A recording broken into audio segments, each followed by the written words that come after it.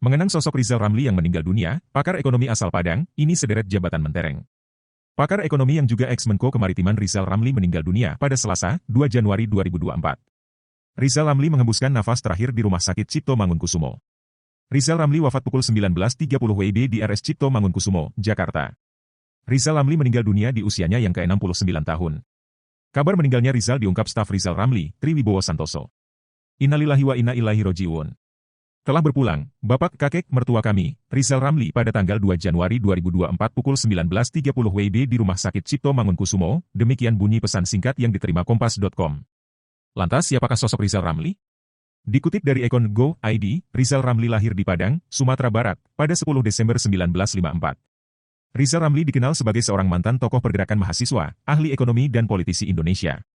Selain itu, ia juga dijuluki pakar ekonomi dan politikus Indonesia. Rizal Ramli pernah menjabat sebagai Menteri Koordinator Bidang Kemaritiman Republik Indonesia dan Menteri Keuangan. Semasa kecil, Rizal Ramli duduk di bangku sekolah di SD Huta Barat Bogor. Rizal Ramli pun melanjutkan pendidikannya di SMP 1 Bogor. Lulus SMP, Rizal sekolah di SMA 2 Bogor. Kemudian, Rizal Ramli melanjutkan pendidikannya di Institut Teknologi Bandung. Pada waktu kuliah, Rizal Ramli bekerja di sebuah percetakan selama 6 bulan untuk membiayai kuliahnya.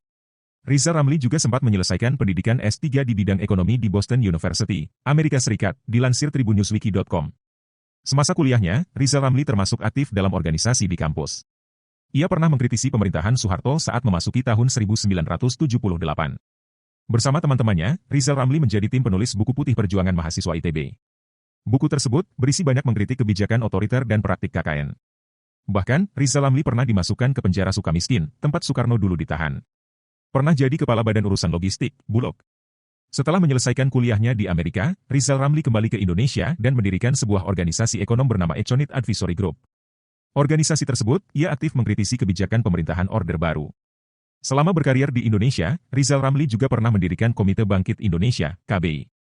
Lantas, pada masa reformasi, Rizal Ramli ditunjuk sebagai Kepala Badan Urusan Logistik, Bulog, tahun 2000. Selama itu, Rizal Ramli berhasil membawa perubahan dan keuntungan perekonomian bagi Bulog selama 6 bulan.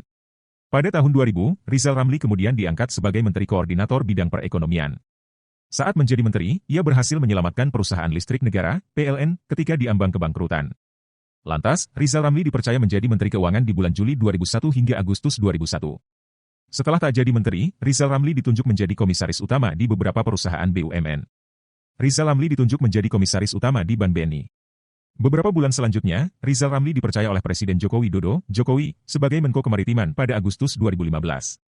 Pada saat itu, Rizal Ramli tetap mengkritisi kebijakan pemerintah. Hingga Juli 2016, Rizal Ramli melepas jabatannya sebagai Menko Kemaritiman. Sementara di tingkat internasional, Rizal pernah dipercaya sebagai anggota tim panel penasehat ekonomi Perserikatan Bangsa-Bangsa, PBB, bersama beberapa tokoh ekonom dari berbagai negara. Rizal pun pernah menolak jabatan internasional sebagai Sekretaris Jenderal, Sekjen, Economic and Social Commission of Asia and Pacific, ESCAP, yang ditawarkan PBB pada November 2013. Jabatan tersebut ditolak karena ia ingin fokus mengabdi pada negara dan bangsa Indonesia.